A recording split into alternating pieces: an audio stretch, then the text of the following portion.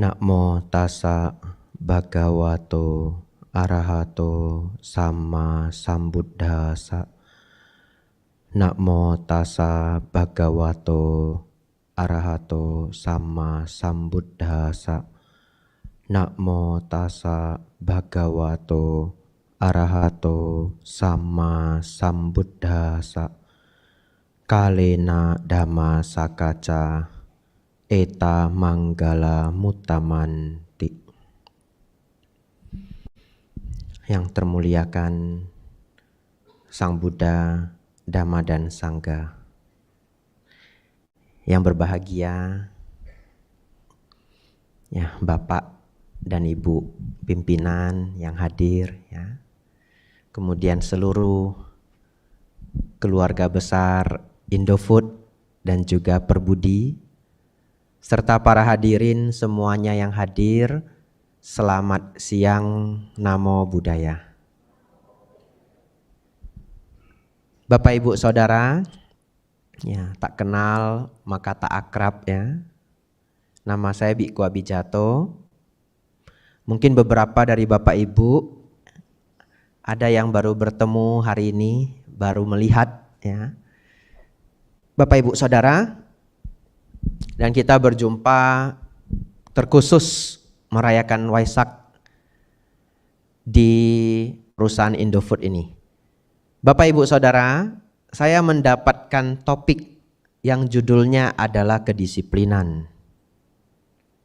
Dan di suasana Waisak sudah menjadi pakem kalau kita akan membahas kehidupan dari Pangeran Siddhartha mencapai kebuddhaan. Oleh karena itu saya berusaha mencari bagian dari kehidupan Sang Buddha yang benar-benar bisa menjadi inspirasi disiplin untuk kita. Bapak Ibu Saudara, saya diberi waktu 40 menit. Ya. Tapi saya memasang target di pikiran saya 30 menit saja. Kenapa? Supaya speednya sedikit lebih cepat ya. Tapi karena tidak ada jam Bapak Ibu, jadi saya enggak tahu selesainya jam berapa. Ya. Jadi pakai feeling. Saudara-saudari, sesungguhnya versi dari cerita hidup Sang Buddha itu tidak satu. Semoga Anda tidak terkejut dengan apa yang saya sampaikan. Versi dari cerita hidup Sang Buddha itu tidak satu. Kalau Bapak Ibu ke negara lain, kita ke Korea, kita ke Tiongkok, kita ke Jepang, kita ke Thailand, bisa mendapatkan versi yang berbeda-beda. Namun terkhusus hari ini, saya mengambil versi yang paling original. Dalam artian cerita ini bukanlah bagian dari kisah rakyat. Karena setelah Sang Buddha wafat, jarak dari Sang Buddha wafat sampai hari ini itu adalah 2600 tahun. 2600 tahun itu lama sekali. Kalau saudara-saudari ingin tahu itu seberapa lama, kalau Bapak Ibu Saudara yang masih kenal Michael Jackson, belum tentu anak sekarang itu kenal Michael Jackson. Ya, kalau Anda nanya anak umur 9 tahun siapa Michael Jackson, belum tentu loh dia tahu. Mungkin dia taunya Taylor Swift, ya. Kalau saudara-saudari masih kenal Muhammad Ali, anak sekarang itu belum tentu loh kenal Muhammad Ali. Dan itu hanya berjarak beberapa puluh tahun dari kejayaannya mereka. Sedangkan Sang Buddha itu sudah 2500-an tahun. Namun nama kejayaan beliau itu masih terdengar. Tetapi sudah muncul begitu banyak versi cerita. Saudara-saudari, terkhusus siang hari ini, cerita yang akan disampaikan oleh saya itu saya ambil dari kitab tua, bukan kisah rakyat. Bagian dari kitab suci Tripitaka, namanya adalah Bhaya Berawa Sutta Majjhima Nikaya 4. Bapak Ibu enggak perlu hafal, biar saya aja. Ya. Tetapi kenapa saya sampaikan detail? Karena direkam secara online, nanti entah kapan, mungkin 10 tahun lagi, 15 tahun lagi, ada yang putar rekaman ceramah ini, dia bisa cek di Google, MN spasi 4. Jadi kalau kitab suci itu pakem, MN spasi 4, enter keluarnya Bhaya Berawa Sutta. Sepertinya diterjemahkan sampai 20 bahasa. dan ada bahasa Indonesia. Saudara-saudari, saya tidak menyangka, saya pernah mengajar ini di Klaten, nama wiharanya, ada channelnya di YouTube namanya Wisma Sambodi, dan pelajaran itu 2 jam. Pelajaran itu megang kertas seperti kalau kita masuk sekolah. Dan biasanya cukup membosankan. Tapi yang saya tidak percaya adalah yang nonton ternyata sampai 16.000 orang. Dan saya buat episode kedua, judulnya lain, ambil pelajaran yang lain, yang nonton sampai 44.000 orang. Saya tidak menyangka bahwa ternyata yang orang yang ingin belajar kitab suci secara serius ternyata masih banyak. Saudara-saudari, pelajaran 2 jam itulah yang akan saya kompres hari ini menjadi 30 menit. Semoga Anda mendapat inspirasi. Begini ceritanya ya. Anda sudah serius ya? Saya tak minum dulu sedikit ya.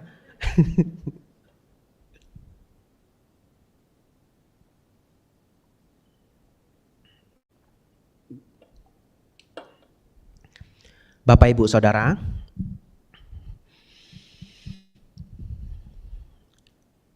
kita flashback sedikit. Sang Buddha lahir di Nepal. Saat ini negaranya Nepal, tempatnya Lumbini. Kalau Bapak Ibu punya waktu, punya kesempatan, saya sangat menyarankan ikut perjalanan ke India. Setiap tahun banyak tour ya yang berangkat pergi ke India. Anda tinggal cocokkan teman aja. Ya, kalau senang dengan grup Theravada, boleh ikut wihara-wihara Theravada. Senang dengan grup Mahayana, ikut tur dari yang dibuat wihara Mahayana. Atau senang dari grup Tantrayana, ikut tur wihara Tantrayana. Anda cocokkan karakter wihara dengan karakter Anda sehingga perjalanan Anda nyaman. Saudara-saudari, Sang Buddha lahir di Kapilawastu dan saya sudah memijakkan kaki saya di sana. Ternyata beliau beneran terkurung. Jadi tembok itu dibuat, diameternya itu atau panjang dari tembok itu adalah 3 km. Temboknya saja. Dan sampai sekarang masih ada, dan itu sudah ditembak oleh satelit oleh UNESCO membuktikan bahwa gedung ini adalah gedung tua. Karena gedung ini sudah berlapis-lapis, dulunya itu dibuat dari kayu hutan, kemudian beberapa ratus tahun kemudian dipugar oleh Raja Asoka menjadi batu bata. Tetapi rekonstruksi itu terbukti itu adalah konstruksi ribuan tahun yang lalu. Jadi saudara-saudari, beliau benar-benar terkurung di satu kawasan yang pagarnya itu 3 km. Memang kedengarannya cukup luas, tapi kalau terkurung 29 tahun itu bukan hal yang menyenangkan juga. Ya. Jadi kalau saudara yang senang nonton film-film kerajaan, kadang itu anak-anaknya raja itu kan terkurung di dalam kompleks istana. Nah, mereka kalau iseng-iseng itu ya melihat dari pagar itu kehidupan orang luar seperti apa. Seperti itulah kehidupan Pangeran Siddhartha selama 29 tahun. Kemudian beliau memutuskan untuk keluar dari istana. Inilah start perjuangan beliau. Saudara-saudari, Sang Buddha mencapai penerangan sempurna umur 35. Jadi beliau akan berjuang selama 6 tahun. Mari kita belajar inspirasi apa yang bisa kita dapatkan dari kehidupan beliau. Beliau adalah orang yang sangat cerdas. Hal pertama yang beliau lakukan adalah setelah keluar dari istana, ikut 2 guru spiritual terbaik di tempat itu. Yang pertama adalah Alara Kalama, yang kedua adalah Udaka Ramaputa. Beliau belajar dengan penuh kerendahan hati sampai mendapatkan semua ilmu dari kedua guru tersebut. Setelah itu, beliau menyadari bahwa ini belum final. Cita-cita beliau itu belum tercapai. Sebenarnya apa sih Bante cita-cita beliau? Nanti di bagian sedikit akhir Anda akan benar-benar paham, oh ini yang Sang Buddha perjuangkan. Karena saya cukup yakin, ini saya sensor dulu ya. Saya cukup yakin banyak di antara Bapak Ibu Saudara, ketika kita mengatakan Sang Buddha mencapai pencerahan, sebenarnya apa sih yang dicapai? Nah, Kalau ditagih pertanyaan, kita buat ujian esai, apa pencerahan yang dicapai oleh Sang Buddha, pasti ada yang bingung. Nah, ikut pelajaran hari ini sampai habis, mudah-mudahan bingungnya ikut habis. Ya, saudara-saudari, setelah beliau ikut dua guru ini, beliau merasa belum final, beliau lantas berjuang sendiri. Beliau keluar dari dua tempat itu, lalu beliau ikut 5 pertapa penyiksa diri. Ini kisah yang sangat legend. Ya, kisah yang sangat legend. Seringnya orang mengambil contoh ini sebagai contoh disiplin. Beliau berjuang menyiksa diri selama bertahun-tahun. Tetapi beliau sendiri mengatakan bahwa itu keliru. Ya, oleh karena itu saya akan tetap menceritakan bagian beliau menyiksa diri. Kenapa sih beliau menyiksa diri? Begini Bapak Ibu Saudara. Karena di zaman itu 2500 tahun yang lalu ada kepercayaan bahwa kalau tubuh ini disakiti, jiwa menjadi suci. Kalau tubuh ini disakiti, jiwa menjadi suci. Kok bisa ya Bante orang berpikir begitu? Ya, dalam taraf sedikit, saya ulangi ya, dalam taraf sedikit Bapak Ibu pun masih punya pemikiran ini. Mungkin. Tak buktikan ya. Kalau Bapak Ibu menemukan seseorang berpuasa, tidak makan, tidak minum 2 hari. Bapak Ibu menganggap orang itu sedang praktek spiritual, betul? Lalu kalau orang itu sanggup berpuasa, tidak makan, tidak minum, tidak sahur juga ya. Jadi dia berlatih sendiri ke pertapaan, tidak makan, tidak minum seminggu. Apakah ada di antara Bapak Ibu yang merasa dia hebat? Mungkin ada. Ya. Atau dia tidak makan, hanya minum. Dan dia bertahan 40 hari.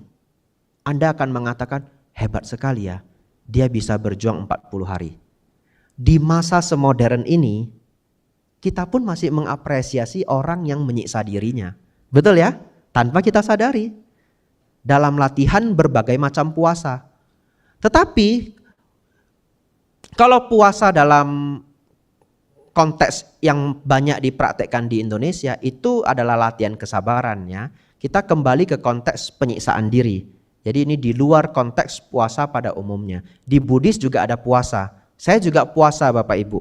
Saya hanya makan sampai jam 12 siang terus stop. Tidak boleh makan lagi. Cuma minum saja sampai besok jam 6 pagi. Besok setelah matahari terbit saya boleh makan lagi sampai jam 12 siang. Jadi setiap hari saya intermittent fasting. Ya, jadi intermittent fasting itu sudah populer sejak zaman Sang Buddha.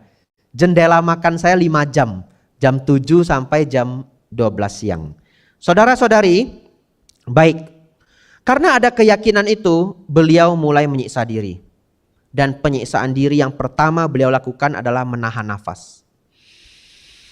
Beliau menahan nafasnya sampai pingsan.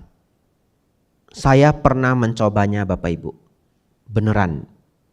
Saya tahan nafas Bapak Ibu.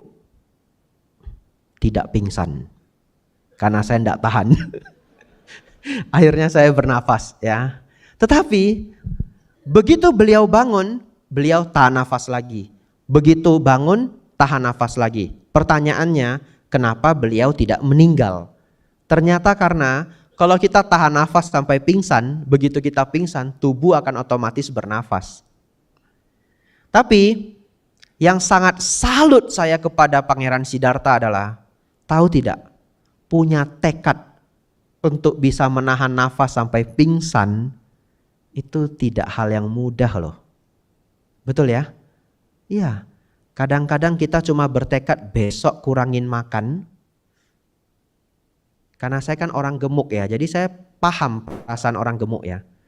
Jadi kalau Bapak Ibu yang belum pernah gemuk ya enggak paham. Orang gemuk itu selalu bertekad berdiet di pagi hari dan gagal di sore hari. Makanya masih gemuk, tapi kalau ditanya saya diet, dia bilang gitu. Iya, tekad itu tidak pernah hilang, hanya sulit untuk dilaksanakan ya. Sebenarnya bukan orang gemuk saja, yang kurus jangan senang dulu ya. Yang kolesterolnya tinggi, diabetes, tensinya tinggi, dokter kan juga memberi diet khusus, betul ya? Iya, kita sudah tekad, hari ini makannya mesti yang clean food. Tiba-tiba teman kita datang bawa gorengan, masih hangat. Apa yang kita bilang? Besok aja dietnya. Ayo toh? Besoknya, besok lagi. Kadang kolesterolnya tinggi, teorinya benar, tidak boleh makan durian. Tiba-tiba datang durian, pulang dari pekerjaan, buka kulkas ada durian dingin, musangking. Nah, semua orang juga ngerti. Kolesterol.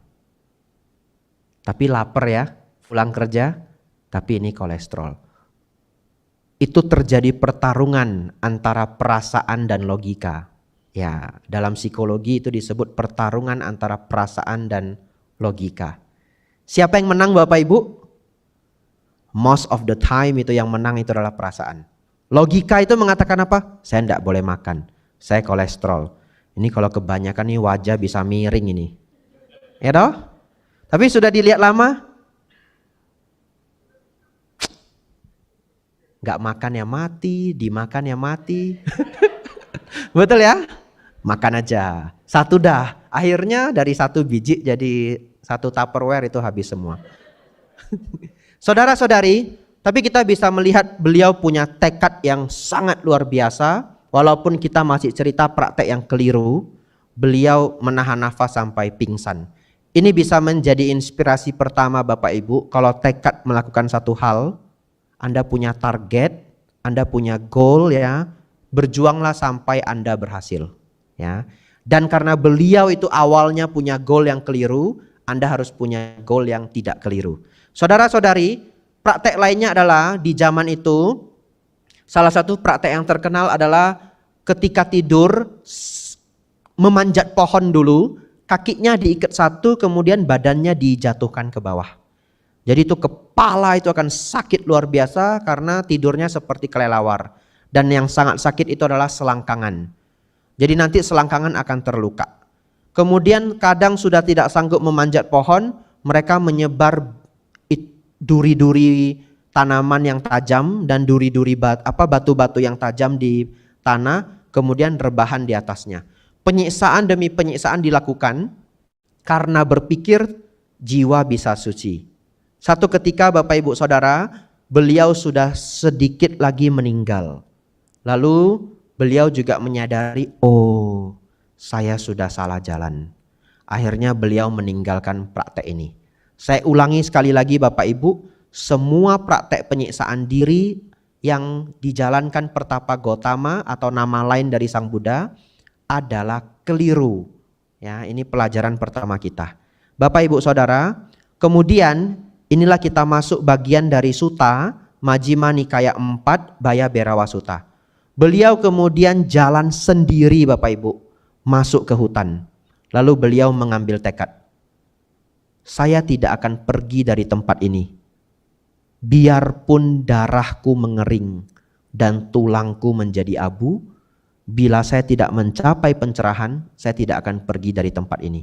Beliau mengambil tekad dan berlatih di hutan Bapak Ibu Saudara.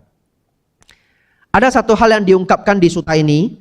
Biasanya kalau saya ngajar pelajaran sutta ini, saya bagi kertasnya, saya print, semua orang megang kertasnya supaya kita baca bersama. Kenapa? Karena ada hal yang sangat mengejutkan.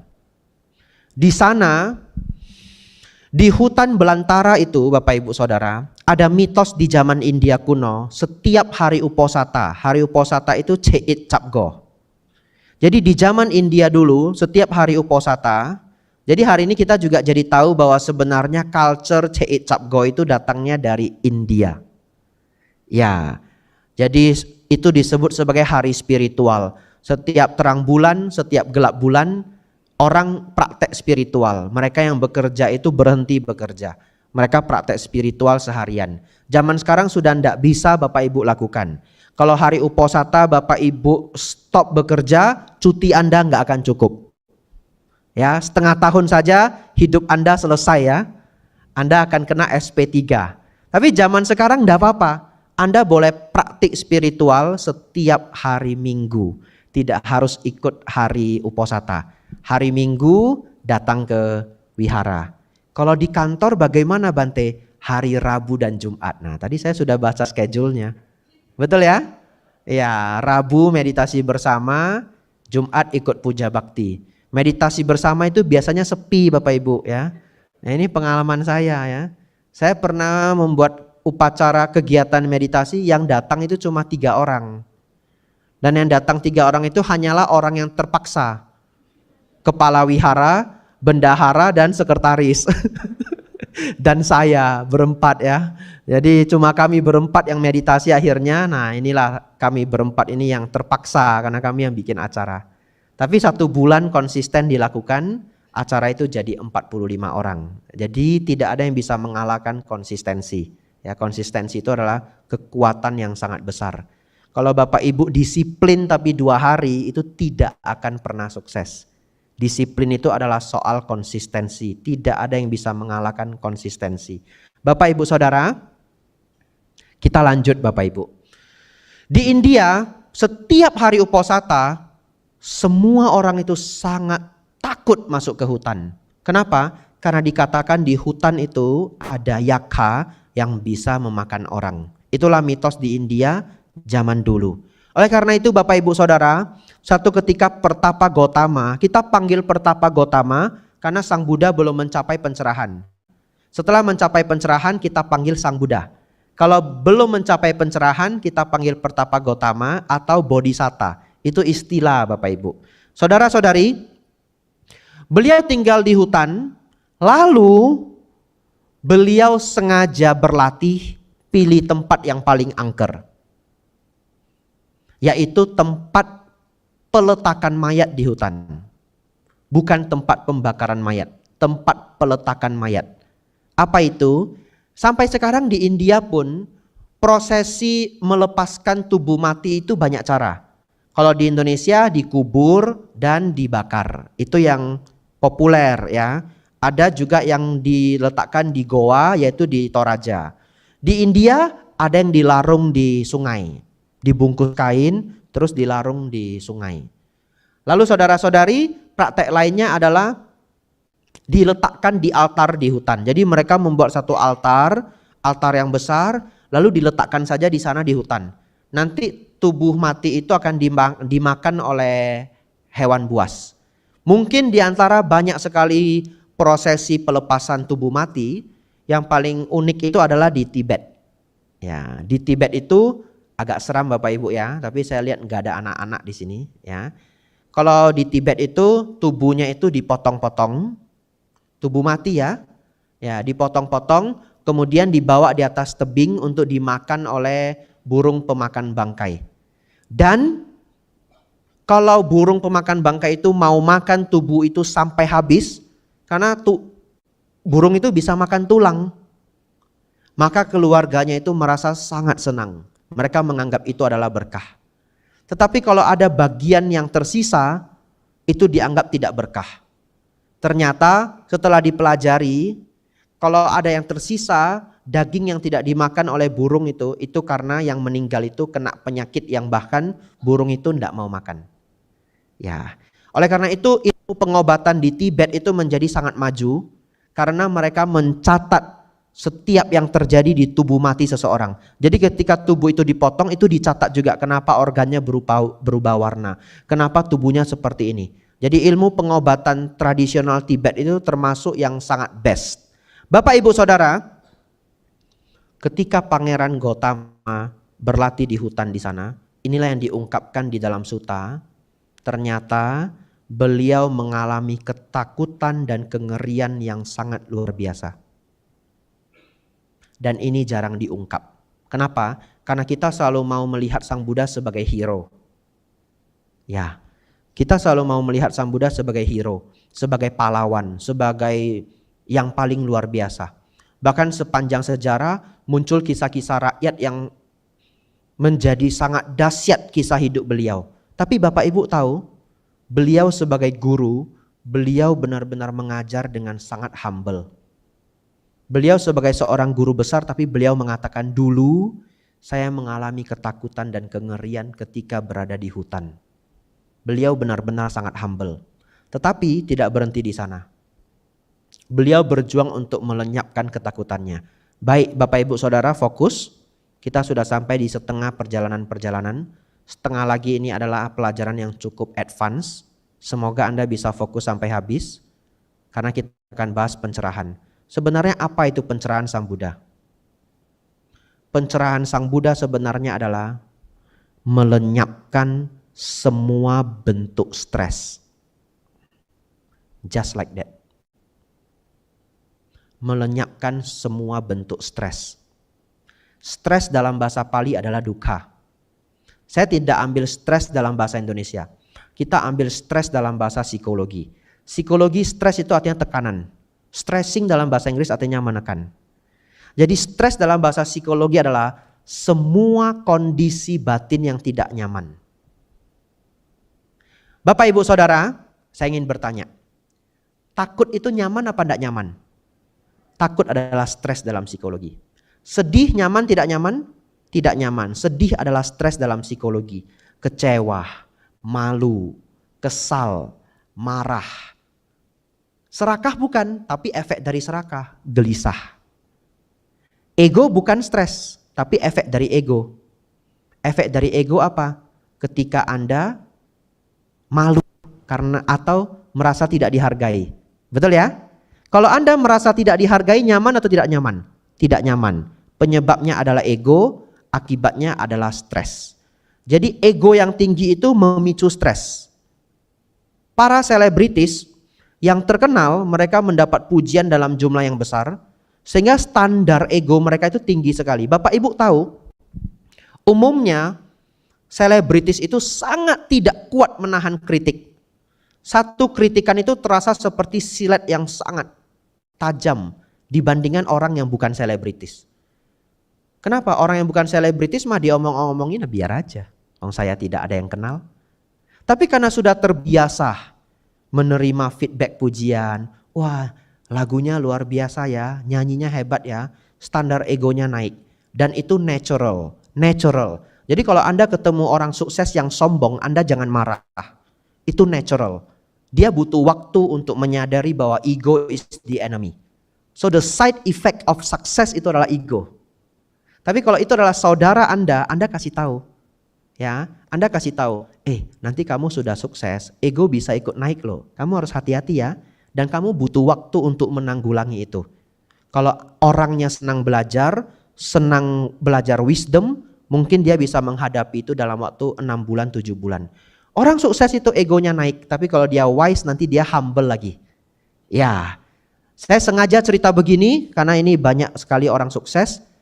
Kalau Anda sudah humble luar biasa, kalau Anda belum humble itu PR Anda. Atau kalau anak Anda belum humble ya nanti ajari dia. Ya, tapi itu side effect dari kesuksesan. Enggak apa-apa. Anda ketemu orang sukses egonya tinggi, enggak apa-apa ya. Bapak Ibu Saudara, kita lanjut. Kita kan lagi cerita stres ini. Pencerahan itu adalah tidak lagi mengalami stres. Dalam bahasa Pali, lenyapnya dukkha. Ya, Anda sudah sering dengar bahasa Palinya, tapi Anda tidak berpikir sejauh itu.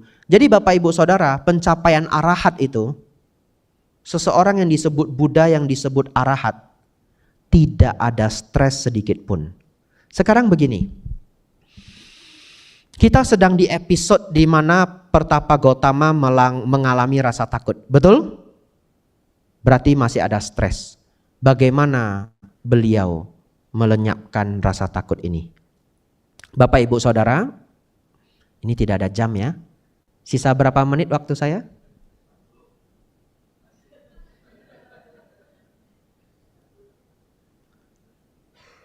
(15 menit). Oke, saya yang stres sekarang.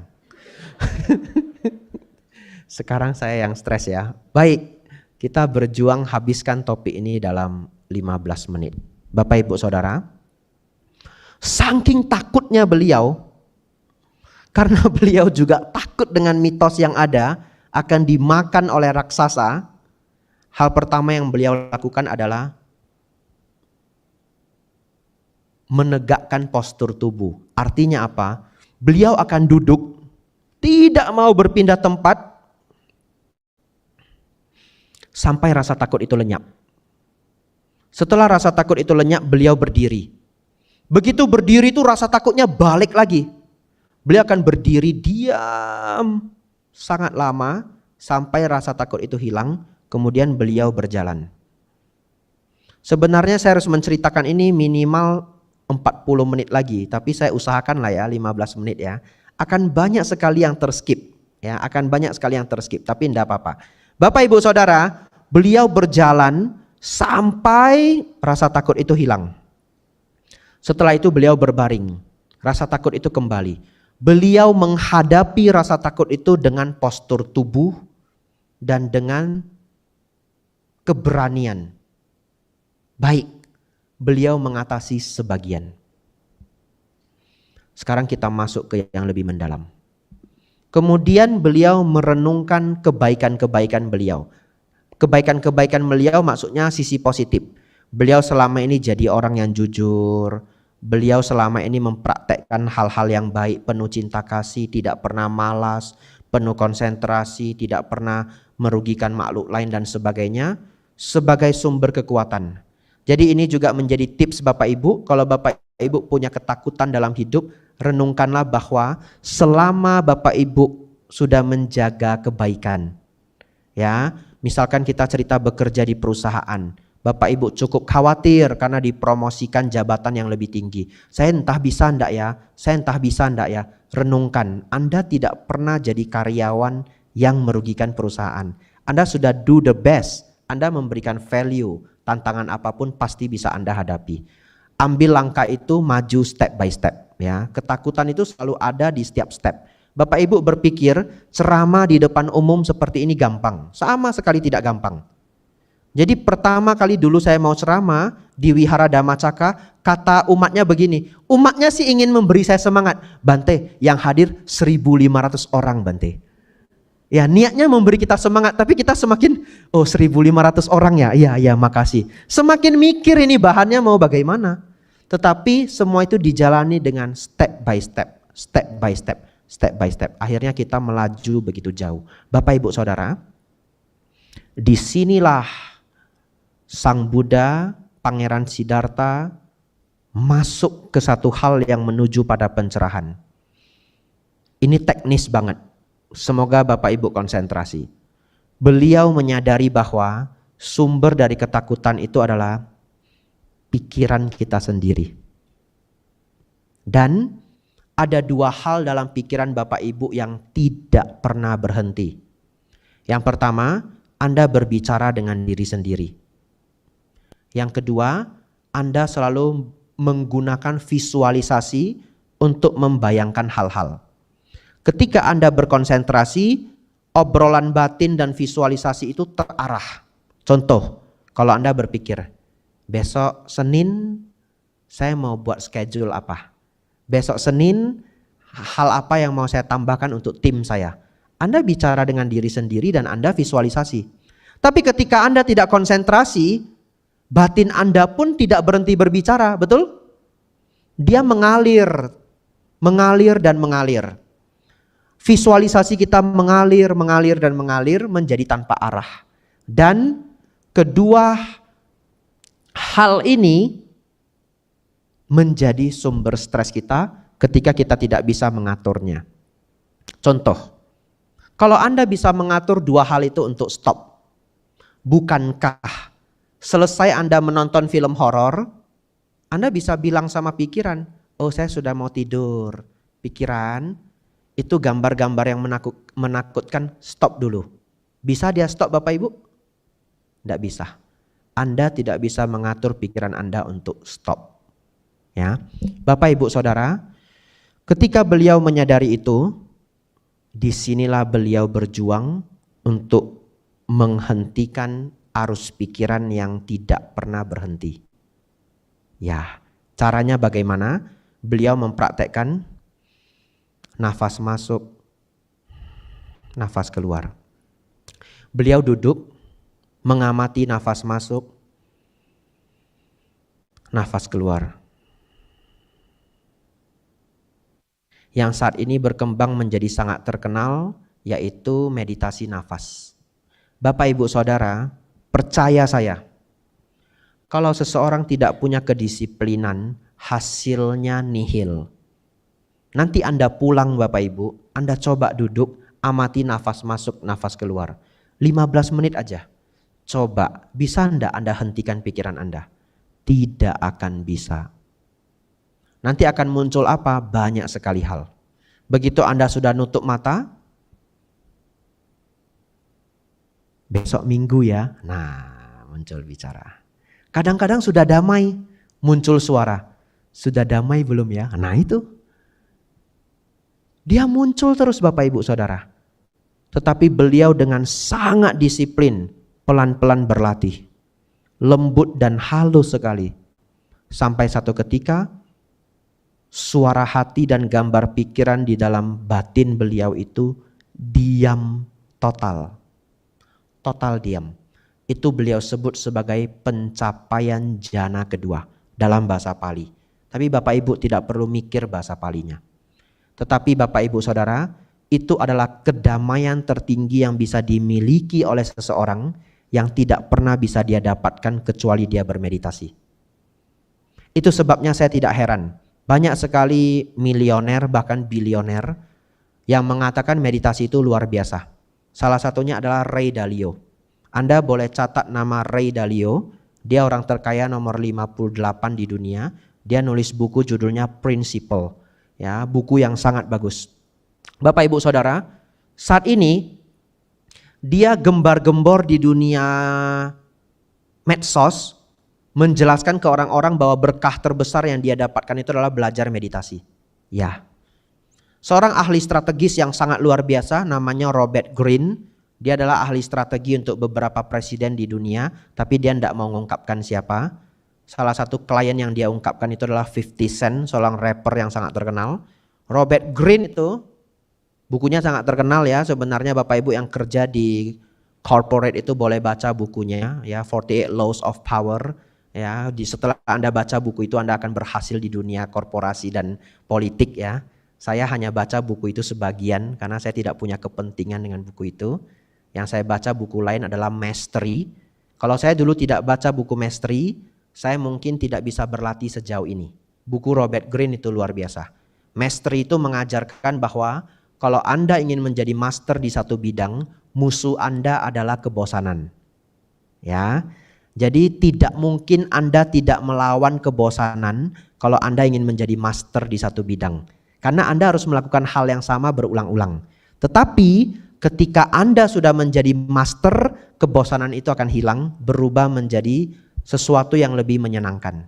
Ya, saudara-saudari, mereka orang-orang besar banyak yang mengatakan bahwa meditasi luar biasa. Kenapa? Karena itu adalah kedamaian yang tidak bisa dibeli dengan uang. Kita kembali ke praktek Pangeran Siddhartha. Bapak Ibu Saudara,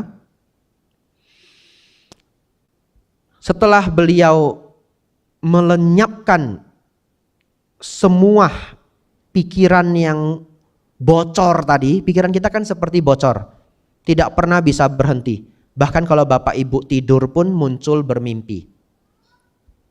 Beliau mencapai ketenangan yang sangat mendalam. Waktu saya hampir habis Bapak Ibu, bahkan bisa dikatakan habis, tapi saya akan ceritakan judulnya saja. Kan beliau sudah mencapai jana kedua ya. Beliau lanjutkan ke dalam level yang batin yang lebih mendalam, yang disebut jana ketiga dan jana keempat. Kemudian baru beliau mengembangkan 3 pengetahuan yang disebut tewija. Baik, kita skip bagian itu. Saya berikan bagian terakhir untuk siang hari ini. Bapak Ibu Saudara, karena judul saya adalah kedisiplinan, maka kunci dari kedisiplinan itu adalah konsistensi. Bapak Ibu jangan tergantung pada motivasi. Motivasi manusia itu up and down. Ingat ya, motivasi manusia itu up and down. Kalau Anda mau bekerja nunggu motivasi, Anda tidak akan konsisten. Tapi kalau Anda ingin berhasil di satu bidang, konsistensi adalah kuncinya. Anda melihat Mike Tyson, Anda tahu enggak? Mike Tyson itu bertemu gurunya umur 12 tahun. Umur 16 tahun dia itu world champions. 4 tahun berjuang. dan itu gila sekali. Dengan tubuh yang cukup kecil dan lawan yang begitu besar, dia itu hanya latihan 4 tahun. Tapi yang orang lain tidak tahu adalah dia setiap hari push up 2.500 kali, sit up 2.500 kali. Ya, kok bisa Bante sebanyak itu? Satu set dia push up 250 kali, 10 set. Saya akan membuat ini menjadi hal yang lebih masuk akal di mata Anda. Teman Anda yang duduk di sini, mungkin ada yang sanggup push up 40 kali. Wajar ya? Dan kalau yang fitness, dia bisa push up 100 kali. Tapi kalau atlet selevel Mike Tyson, 250 kali bukan hal yang aneh. Itu hanya 2,5 kali lipat. Hanya ditambah 10 set. Sit up 250 kali 10 set. Pemain bulu tangkis terbaik di Indonesia, Rudi siapa namanya? Rudi Hartono. Setiap pagi jam 4 bangun lari 1 jam baru ke sekolah. Sejak kelas 4 SD. Anda ingin jadi Rudi Hartono? Anda bangun jam 4 pagi, lari 1 jam sejak kelas 4 SD. Ada satu anak kecil yang bilang ingin jadi Rudi Hartono. Ketika diberitahu kamu harus bangun jam 4, lari 1 jam setiap pagi, setiap hari. Nggak jadi saya katanya. Bapak Ibu Saudara, tidak ada yang bisa mengalahkan konsistensi. Jadi di balik sebuah kedisiplinan, consistency is the key. Anda jangan bergantung pada motivasi, Anda bergantung pada habit. Ya, cari buku mengenai habit, Atomic Habits, Slight Edge. Ya, lalu ada satu buku lagi saya lupa judulnya, tetapi judul-judul mengenai habits ya. Ada satu judulnya Habits, Charles Duhigg. Anda baca buku mengenai habit, Anda akan punya habit yang luar biasa. Disiplin adalah efek samping dari habit dan konsistensi. Bapak Ibu Saudara, saya tadi diberi petunjuk 3 menit terakhir. Iya, ada itunya, kertasnya ya. Ya. Ini terakhir lebih dari 3 menit sedikit ya. Ini permintaan saya terakhir karena habis ini kita tanya jawab. Baik. Bapak Ibu Saudara, saya ajak Anda. Setiap kali Anda mengalami stres, ya, Anda nafas masuk, nafas keluar yang rileks. Setiap Anda stres akan terjadi perubahan fisiologi, jantung berdegup kencang dan nafas menjadi berat. Anda perhatikan, kalau Anda ketakutan, nafas Anda, kalau Anda marah, nafas Anda, betul? Ya, setiap Anda stres, nafas Anda itu pendek dan berat. Kenapa? Itu sistem biologi tubuh. Anda masuk ke fight and flight system.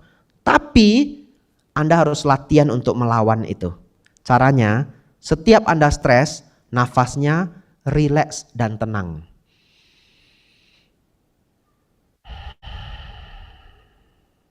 Ya, rileks. Kalau ritme nafas Anda bisa lebih rileks dan panjang, stres Anda bisa berkurang 30%. 30% itu banyak loh. Karena Anda kan sering stres toh. Bekerja di perusahaan itu pasti ada stres. Nah, saya tidak mau stres lagi Bante, ya gabung ikut saya jadi biksu ya. Bapak Ibu Saudara, setiap Anda stres, nafas masuk, nafas keluar. Tidak perlu menutup mata, karena mungkin pimpinan Anda sedang di depan. Oh pas di depan ya, oh ya maaf ya kebetulan ya. Atau mungkin klien Anda sedang di depan, pelanggan Anda sedang di depan ya. Anda ketemu Anda jadi marketing. Kalau marketing bos Anda 2, bos di kantor dan bos di lapangan ya. Anda ketemu klien itu mau dibuat kesal sekesal apapun, Anda harus senyum dan rileks. Nafas masuk, nafas keluar. Jangan menutup mata. Jangan karena belajar dari saya nanti dimarahin. Rileks. Nah, itu akan menurunkan stres Anda. Kita belajar Sang Buddha mencapai pencerahan dengan menembus kedamaian tingkat tinggi. Kita ambil ilmu beliau, pakai dalam keseharian.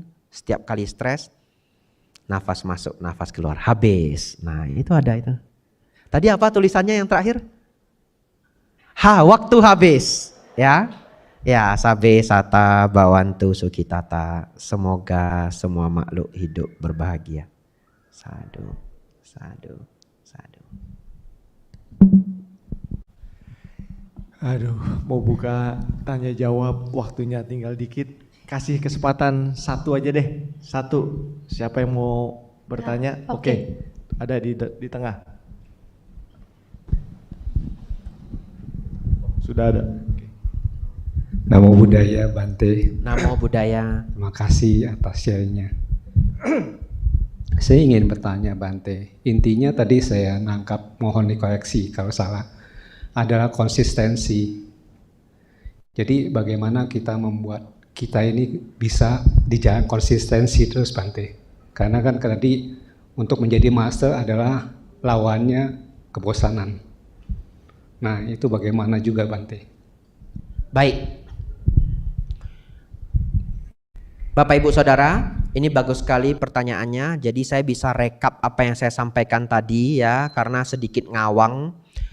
Yang kita pelajari siang hari ini yang pertama adalah goal yang benar. Karena di awal Sang Buddha punya goal yang salah, beliau menyiksa diri, beliau punya goal yang benar. Kalau kita sudah punya goal yang benar, maka kita disiplin dan konsisten. Ya, dan itu akan membawa hasil yang sangat luar biasa. Beliau akhirnya menaklukkan semua bentuk stres, beliau mencapai pencerahan dan beliau berhasil. Baik, pertanyaannya adalah bagaimana Bante agar kita bisa menjadi konsisten? Menjadi konsisten itu belajar membangun kebiasaan yang baik. Nah, salah satu caranya adalah kalau kita punya tugas yang besar, kita bagi menjadi bagian-bagian kecil. Sehingga tugas besar itu tidak kelihatan terlalu berat. Nah setelah kita bisa bagi itu menjadi step by step. Jadi dalam otak kita sudah tidak, kemalasan di otak kita berkurang. Karena sekarang kita tidak melihat itu sebagai proyek 3 hari. Tapi kita melihat itu sebagai, oh ada 8 bagian yang perlu saya kerjakan. Sekarang kita cukup berjuang untuk memulai di bagian pertama. Manusia itu sangat unik ya, begitu kita sudah bekerja, kita bisa pelan-pelan masuk ke flow state ya, dan kemudian kita meneruskan pekerjaan kita. Yang paling berat itu adalah bagian pertama dalam bekerja. Yang kedua adalah bagaimana supaya kita selalu termotivasi membuat bagian pertama itu. Caranya adalah contoh. Saya pakai contoh yang general aja. Semua orang tahu baca buku itu baik, tapi baca buku itu sangat sulit. Anda sudah koleksi bukunya, Anda beli di Gramedia pas Anda gajian, saya mau jadi CEO ini kelak. Saya kumpul semua buku-buku, katanya CEO baca buku seminggu 1 buku. Anda beli buku-buku terbaik, 7 Habits, How to Win Friends and Influence People, and you collect all of that. You collect all of that. Dibaca Bapak Ibu?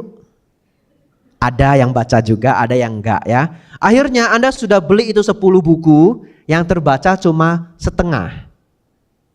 Kenapa? Karena sulit. Tapi begini, apa yang sulit tapi memiliki hasil dan manfaat harus diperjuangkan. Triknya bagaimana? Anda cari dari buku yang sudah Anda beli itu yang paling menyenangkan. Anda buka, taruh di tempat yang terlihat.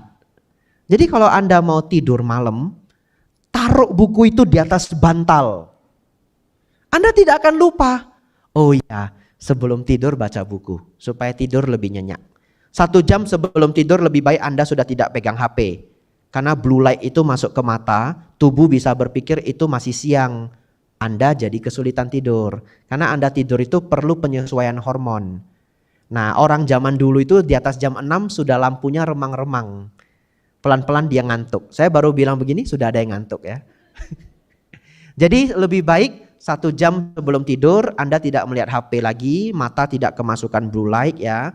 Jadi circadian rhythm di tubuh Anda atau pola jam di tubuh biologi Anda lebih baik, dia pelan-pelan lebih ngantuk dan Anda tidur lebih nyenyak. Anda gantinya apa? Contoh, baca buku. Jadi Bapak Ibu Saudara, trik untuk membangun habit, semua yang perlu dilakukan itu diletakkan di tempat yang terlihat. Terus apa yang menjadi distraction ditaruh tempat yang jauh. Kalau Anda sudah mau baca buku, contoh HP-nya dibuat flight, taruh di tempat yang jauh banget. Nah itu trik ya. Ini trik yang banyak sekali yang saya sampaikan, Anda boleh lakukan ya, kalau Anda berhasil bagus. Contoh, kalau Anda perlu olahraga, dokter sudah bilang, Pak, satu hari harus 10.000 langkah, 10.000 steps. Atau Anda kalau boleh ya jalan pagi jogging. Anda ambil itu, sepatu jogging Anda, taruh di sebelah spring bed Anda. Nah itu caranya. Jadi bangun, lihatnya sepatu jogging. Kalau Anda bisa melakukan itu 10 hari, itu mulai menjadi habit. Ya, terus terang sangat sulit membangun habit, tetapi kalau habit bisa terjadi, konsistensi akan terbentuk. Terakhir, saya sulit memberi jawaban dalam waktu 5 menit, 10 menit. Anda harus brainwash diri Anda sendiri bahwa konsistensi itu luar biasa. Caranya baca buku mengenai konsistensi. Kalau Anda bisa bahasa Inggris, cari buku Best of the Best, buku terbaik dalam hidup saya, Slight Edge. SLIGHT spasi EDGE, sedikit tepian, Slight Edge. Yang nulis Jeff Olson. Anda pesan online ya. Kalau dulu bisa pesan di website namanya bookdepository.com. Pengiriman ke Indonesianya free. International shipping free. Mungkin karena free tutup sudah websitenya. Ya. Jadi sekarang Anda cari di Periplus atau opentrolley.com. Opentrolley itu bookstore di Singapura. Kalau Anda yang seneng baca bahasa Indonesia, ya saya pun masih seneng baca bahasa Indonesia karena lebih cepat. Baca buku bahasa Inggris itu stres. Cari dictionary ya.